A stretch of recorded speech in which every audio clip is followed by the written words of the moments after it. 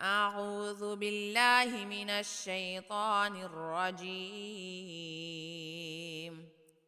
بسم الله الرحمن الرحيم.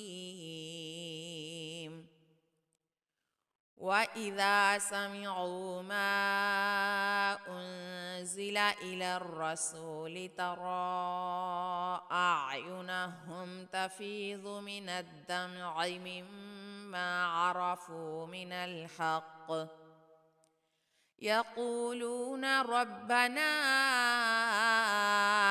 آمنا فاكتبنا مع الشاهدين. وما لنا لا نؤمن بالله وما جاءنا من الحق ونطمع أن يدخلنا ربنا مع القوم الصالحين فأثابهم الله بما قالوا جنات تجري من تحتها الأنهار خالدين فيها وذلك جزاء المحسنين.